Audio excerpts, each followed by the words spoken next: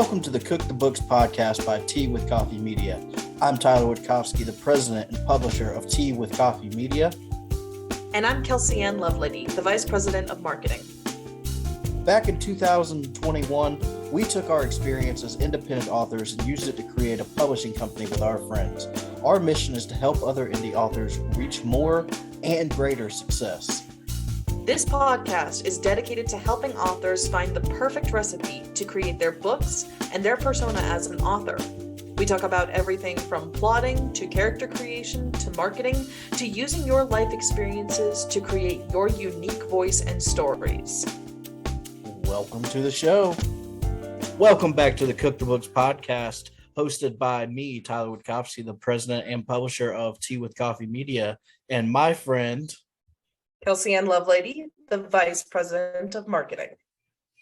We are so happy to be back on episode 3. We have had a great start to the series. We appreciate everybody for tuning in and listening on a week by week, or a bi-weekly basis, because we're every other week now. So Kelsey, how have you been since the last episode? I already kind of know, but tell our listeners. Well, guess who finally had her first fight with COVID? Took almost 3 years, but I tested positive last week, and I just tested negative today, which means I was able to go outside and see people and have a social life again.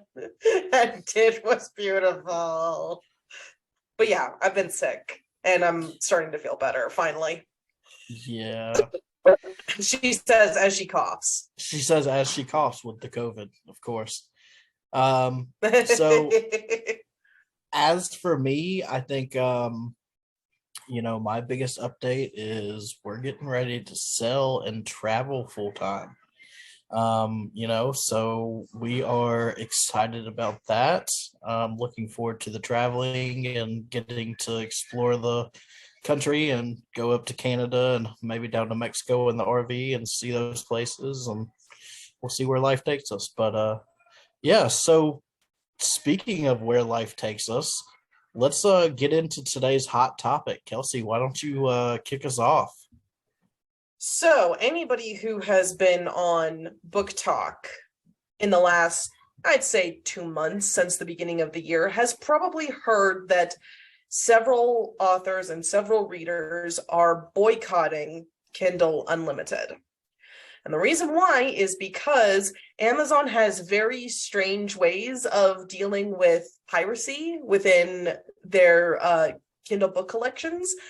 And several authors have been pulled down from Kindle's Kindle site because they have such rampant piracy problems, which of course authors are suffering for something that is completely beyond their control. They have no control over how much their books are pirated or that they're on websites where they can be pirated. And readers are not getting to read their favorite authors who are frequently pirated. So now the discussion is, how best do we let Amazon know that you need to change your policy on how you handle this situation, especially since piracy is so rampant for specifically indie authors who use Amazon and Kindle to publish. Do you really think that there is any hope for KU to really gain these authors back? Because look, this was just the straw on the camel's back. This wasn't a one-time thing that pissed people off. Like, we had instances where, there's so many different people that are facing this piracy issue where their books are being taken down. But not only that, but with KU and being Amazon exclusive, you can't maximize your profits. And it's terrible for the authors because they barely pay them enough as it is, if there is being paid enough, which probably not. But, there are so many different factors that play into this whole KU thing that I almost think it's too late to repair the relationship between authors. And you think about, how they try to make word count such an important part of, but what are we getting for the word count? Yeah, unfortunately, this is not the first problem that we've ever seen with Kindle Unlimited and how it works. Back in, I want to say it must have been 2014, 2015. It was early on.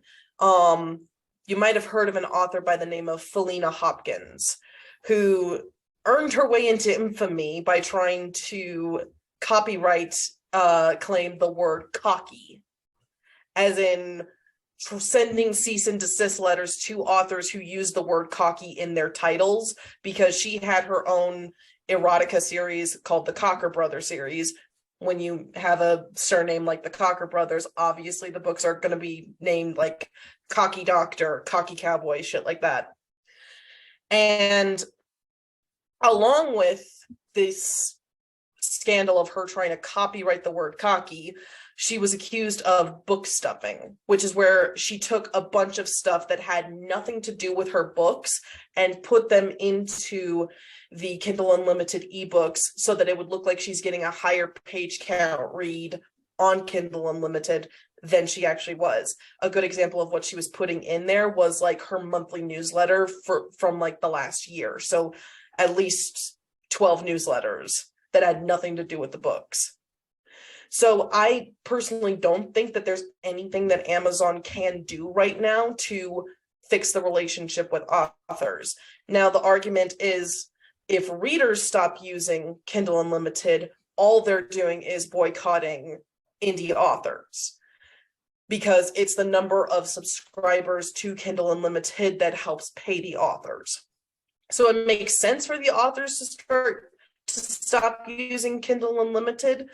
But in the case of readers, if they want to do the most good and have the most effect, right now, what seems to be the best option is to sign a petition that's been going around on change.org. Yeah.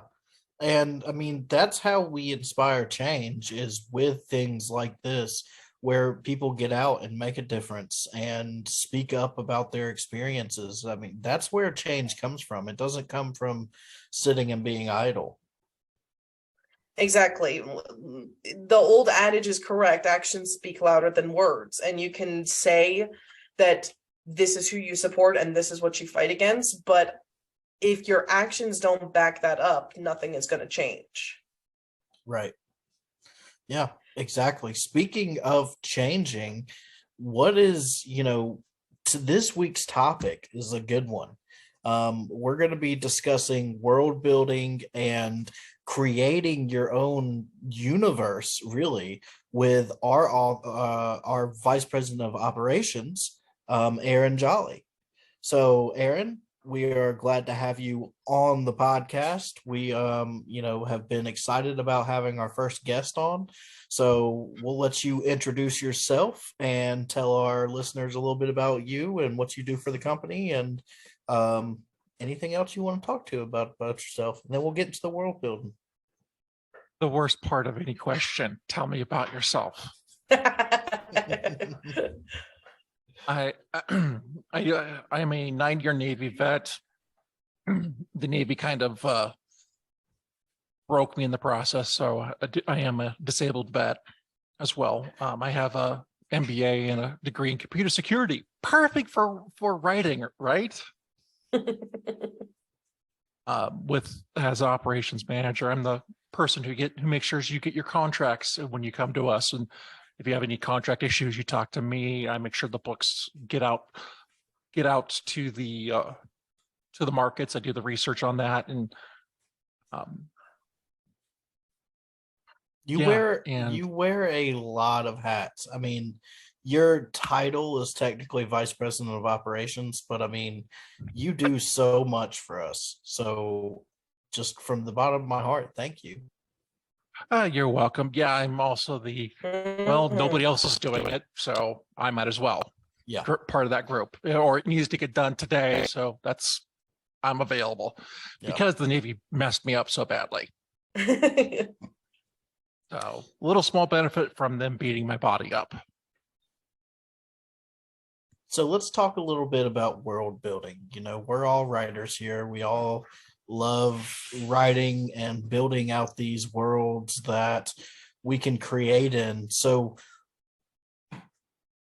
Aaron, what are some of your top tips for building a world, let's just say like top 2 or 3 tips that you can think of off the top of your head. Kelsey, start thinking because I'm coming to you next. Oh, great. Well, you're going to need your setting, where you're going to be at, what time period, what planet, if you're doing sci-fi, what type of genre are you writing for? Because that puts the framework around your story, so you know exactly, so you can know where and when everything is going to be taking place.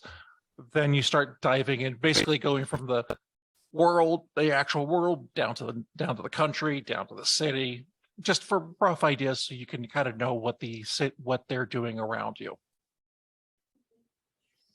We have more questions to add to that. Do what? I was asking, did I answer your question completely? Oh, yeah, absolutely, you did. Kelsey, your turn. Tell me your top 2 or 3 tips for world building. Well, one thing that I've learned in my years of being a writer is when you are building a completely new world from scratch, the one pitfall and trap that you're going to fall into is you're going to want to info dump everything about your world onto your readers, because you created this world and you love it and you think it's beautiful and incredible and you want to just tell them everything about it. But not everything is going to be vital to the story. So you really need to think about what is actually important to the story that I'm trying to tell, and why is it important? And if it's not important, you have to be willing to say, okay, this we can put into like a little fun Wikipedia page for when the series gets to be big enough that it gets its own Wikipedia page. But for now, we pocket it and file it away. That is the important part, is be willing to separate the wheat from the chaff when it comes to what of your world actually needs to be known for the story. Yeah, that's a very good point. It's tell your reader exactly when they need to know it, but no more than that. The rest of the world building is mostly for you to have in the back of your mind, so you don't end up contradicting yourself later.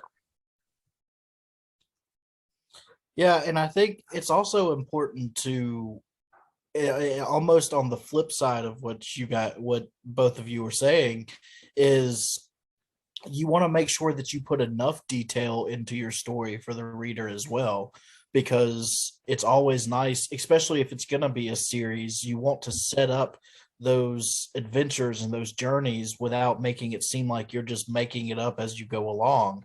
If we had a book that come through. Wait, we don't make it up make it up? Don't tell anybody. We pretend.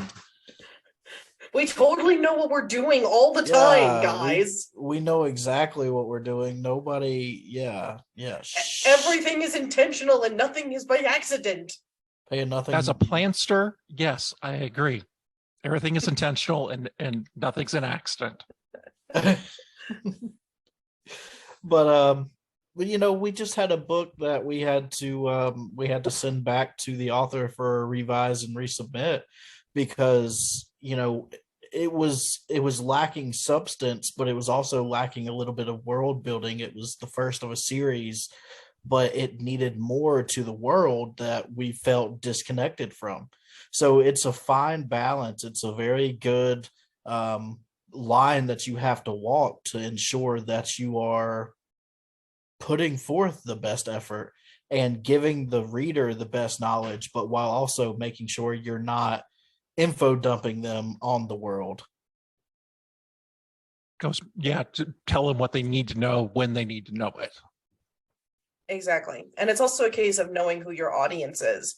The best way that I can kind of explain this is I play Dungeons and Dragons, and I'm in 2 games currently. One is in person, one is online. I've been in the online one for a couple of years now, since a little bit before the pandemic. And I was coming into the online D&D game with these really well thought out characters with really deep backstories.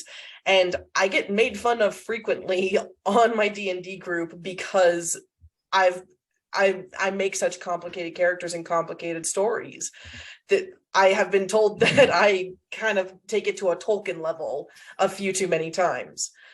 And that is because the online game is not really geared for characters with a lot of deep backstory. We play modules. There's not a whole lot of wiggle room for the the dungeon master to explore each character's backstory. So the characters that do well in the online game are more often the characters who aren't very well thought out. Case in point, my current character is a barbarian, a bard and a barbarian, who is a gigolo and dumb as shit. And that's the only thing I know about him. Meanwhile, my in-person D&D game, it's completely 100% homebrewed by the dungeon master. So we have the opportunity to explore character backstories and emotional damage, as we frequently joke about. So it is a case of know who your audience is and know what they're going to need. And you have then you have that Clone Wars game you play where you play a clone, so that's basically fresh out of Camino. So what's your background? You got abused for 10 years. Yeah, I'm 10 years old and I am a clone. I have a little bit more of a personality than others. That's it. Yeah. You're basically that walking meme of the villain going, "You can't torture me. There's nothing you could do." And the characters pops out, "But have you heard my 19-page backstory?" And then they start reading it, and the villain's like, "Oh God, make it stop." Yeah, it's not inaccurate. I have every time my online D&D group makes fun of me, I say to them, "Hey, don't be mad because my trauma made me creative." I think when it comes to character, go ahead. you're both on a very, and I think Aaron, you and I were getting ready to go to the same spot. A lot of people hear world building and they think that you're just building out the scenery and the cities, but character development and building your characters, is that a necessary part of your world building as well? It's, for me, I kind of build it's like the framework of a house. I put the frame up as to what I think the character is going to be, and this is where I come in as a planster. I was a panster, but I've started learning, especially kind of working on a 25 book series where you go, no, I have to start tracking this stuff so I don't make mistakes. So kind of planned it out, but basically I did a framework so I knew the basic personalities, so I can correctly say, well, make this guy a jerk and portray him as that type of person, or this guy is a really nice guy. And that way I can differentiate between books as well.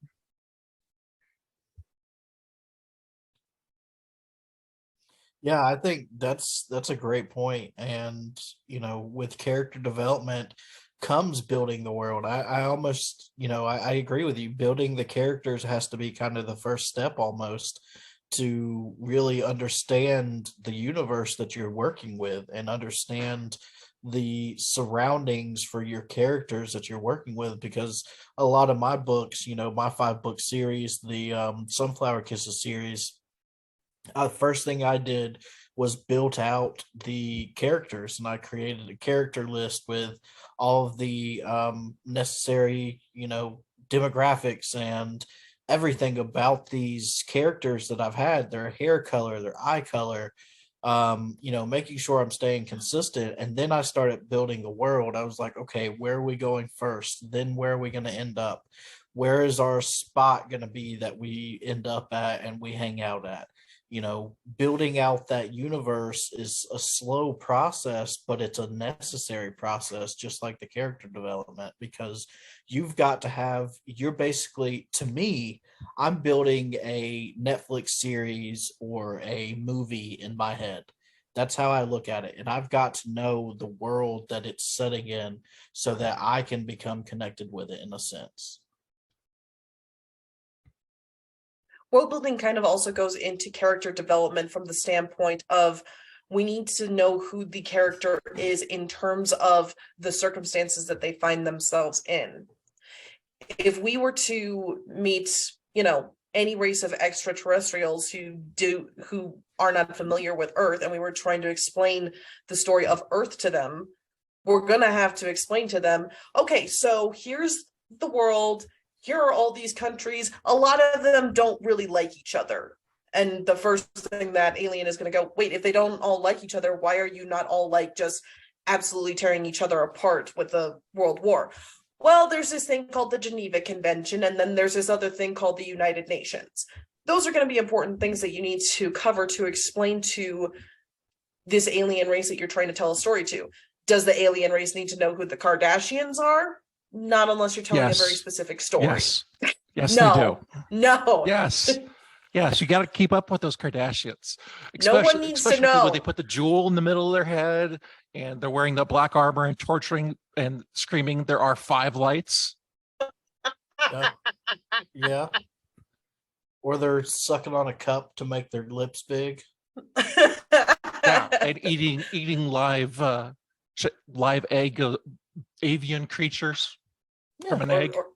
Or losing their diamond earrings in the pool while children in Africa are dying, or whatever the name was. Wait. You're talking about the people, the person, the family, the Kardashians. The ones in the Hollywood. Planet. Not the planet, not the ones from Cardassia. Oh, my bad.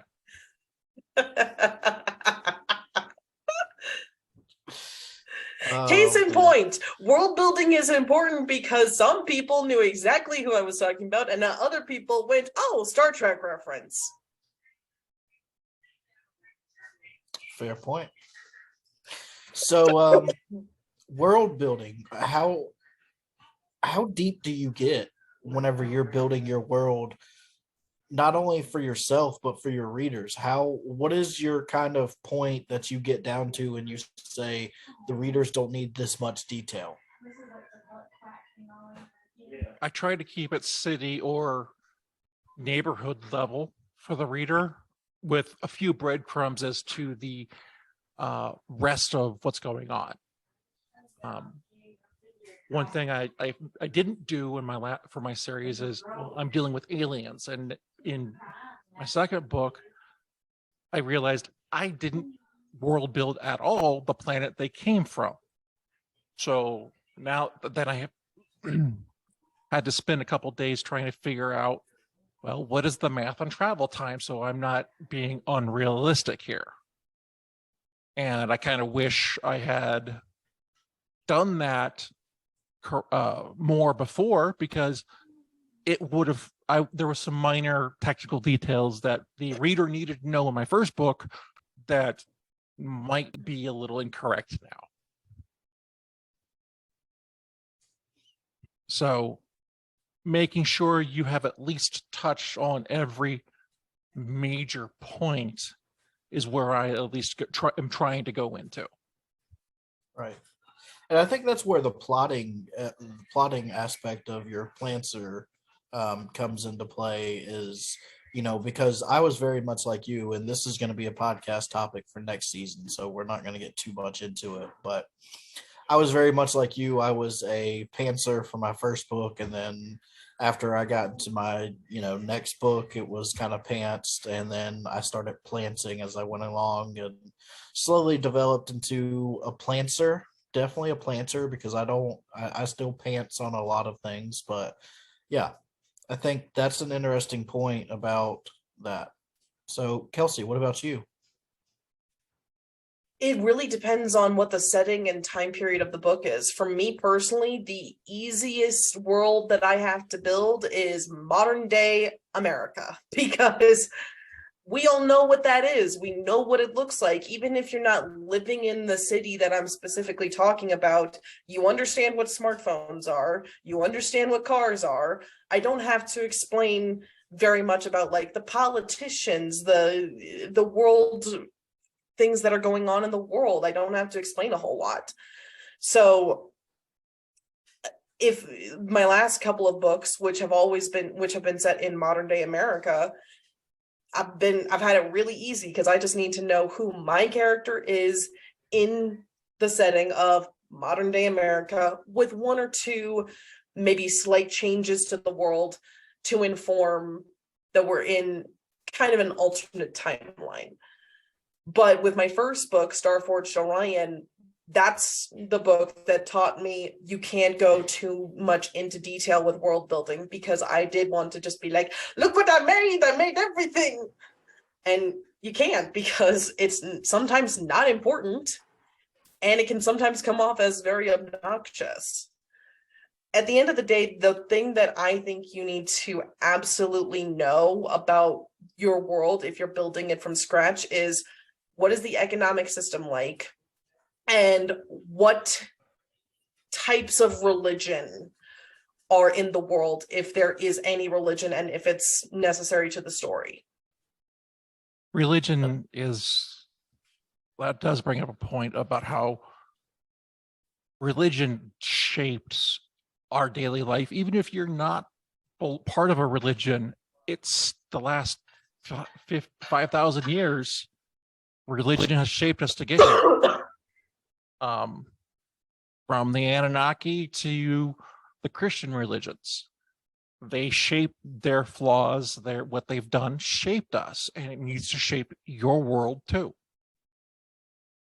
Exactly. Even if you don't like it, like I said, even if you're an atheist or don't believe in it, don't like it, it's still a factor in your world, because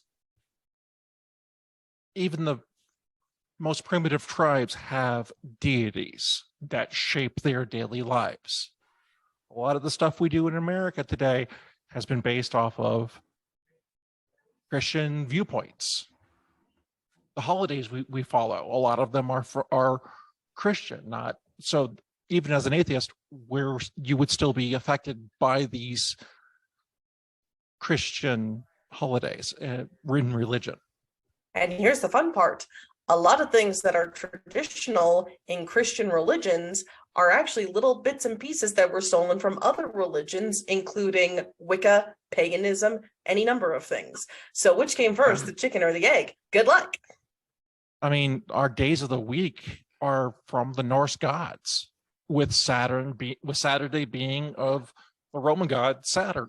So a lot of our modern world is just it's like English, the bastard child of a lot of different things. So that's a good point. And Kelsey, like you said, the economic system as well as the religion, but wouldn't you say that there's got to be some kind of understanding of also the political system that you're working with? See, I was kind of grouping the political system into the economic system, because in a way they kind of go hand in hand. If your economic system is capitalism, you kind of know what to expect from your politics. Vice versa, if your economic system is communism, you kind of know what the politics are probably going to look like. That's fair. That's fair. But Yeah, I think also having an understanding of so like in Generations of Humanity, Dawn of Humanity, the first book we published, there was a scene in there where it talked a little bit about the hierarchy and went through the hierarchy of who was who and who held the power in this almost kingdom. This species, I guess, would be the correct term. So having an understanding of that helps you not only as the writer but as a reader to kind of understand. And I think that's a great point. And you don't have to come out and list out who everybody, but giving the reader some understanding of, like Kelsey said, the economic system and the religious system, even if it's not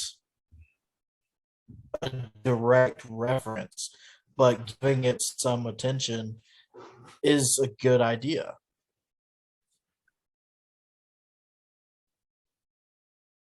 yeah. I just realized that I really didn't put economics in my current book, and I just brain like, oh yeah, I should do that. I should make sure that's in there. Yeah, see, that's what we're here for.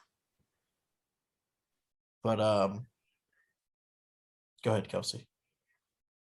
The other thing that goes into world building, and Aaron had to do it with Generations of Humanity, so let's talk about it, is how does magic work? Because magic can be one of those difficult things to write, and unfortunately it's can be the kind of system that shows a lot of prejudices in certain authors, because often the explanation is, oh, the magic is used by predominantly pale people, so magic's racist. Interesting. Okay, let's unpack that a little bit. So how did you handle the magic system in your world, Aaron? Basically, the lizards and the advanced humanoids, like what I call humanaki, have a highly developed pituitary gland that lets them access solar energy, interacting with magnetic fields, and I cast firebolt and shapeshift. However, the mortals, the humanoids, do have limited access, but it's all dependent on the size of their pituitary gland. So I took race completely out of the equation, because it's a body part that we all have. What made Which is a smart way to do it. What made you go with that method, though? Because of being in that part of YouTube and learning about DMT and how it affects, and like how it interacts with the body, and how the pituitary gland makes that chemical naturally. They suspect that's kind of one of the reasons why we dream. Oh, see, I like that. And that just goes to show what kind of research goes into world building too. So, what kind of research do you put into your world building? Is there too much research, or is there, obviously there's too little research, but is there ever such a thing as too much research when it comes to world building? I know there isn't, because the little details you can add from your research, just a little offline here, offline there, your readers are going to go, oh, okay, that's how they do that. And they get a bigger idea of how to paint the picture in their head. I mean, one could argue that you don't need to know what every single Hobbit family name is in the Lord of the Rings, but yes, you do. What do I know?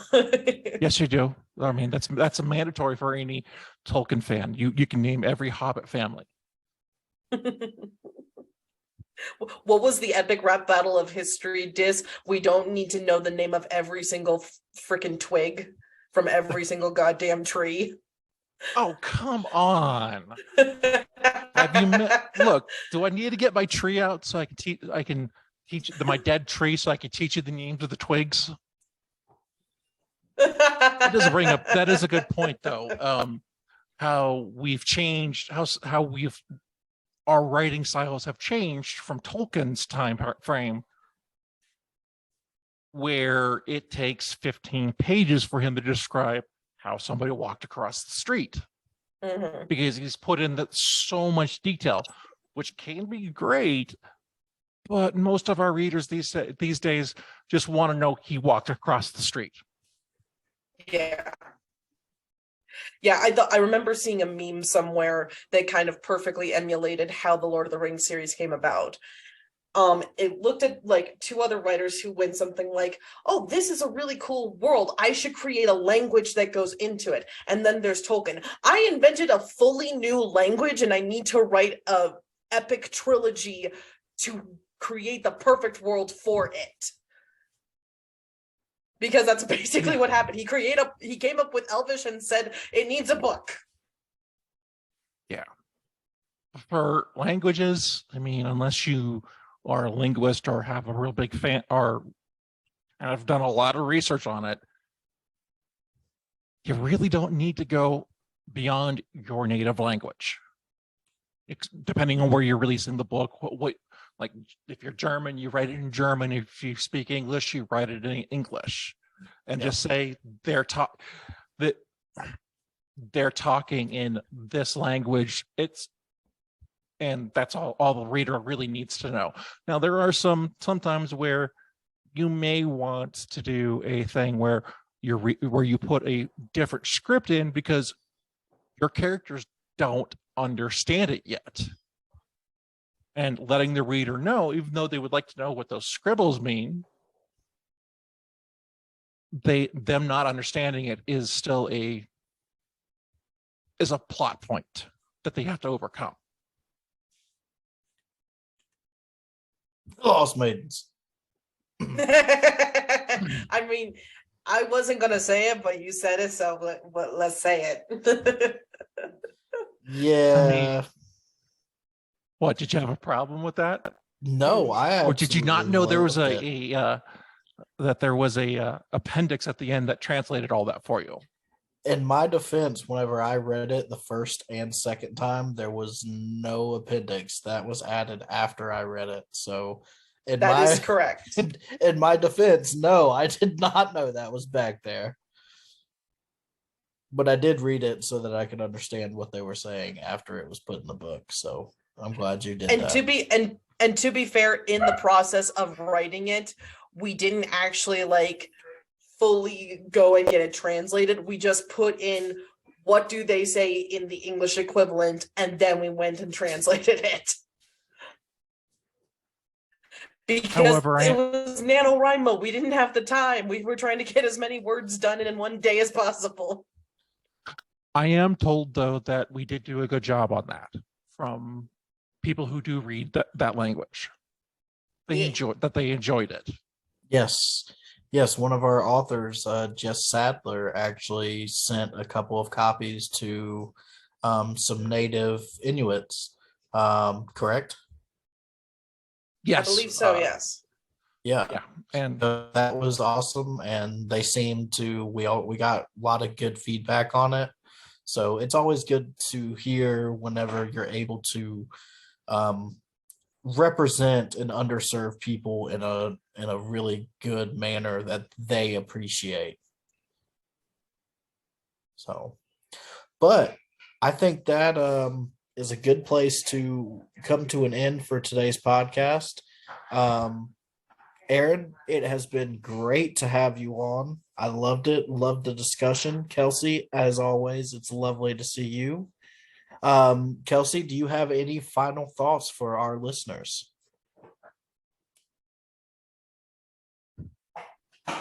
Let your trauma make you creative. I love it. Aaron, what about you? Yeah, check out, not sponsored, just use it for my own world building. Check out Campfire Blaze.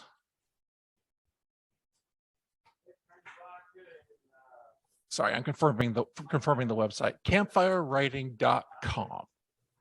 It is an online research that lets you do your magic stuffs, create your entire world in one nice central location. You can even write your book in it. It's kind of like what's that one you use, Kelsey? Scrivener. It's Scrivener, but less complicated and less annoying. And to some people, to other people, not user friendly. But yes, give it a try. Yeah, and find what works for you to make your world. Is it Word documents that has every little bit in it? Is it a spreadsheet? Is it Scrivener? Is it Campfire Blaze? Is it post-it notes on your wall? Just make sure you take the time to do it. You will, even as a pantster, going to the reference points will be useful so you don't contradict yourself. That is Agreed. a beautiful point.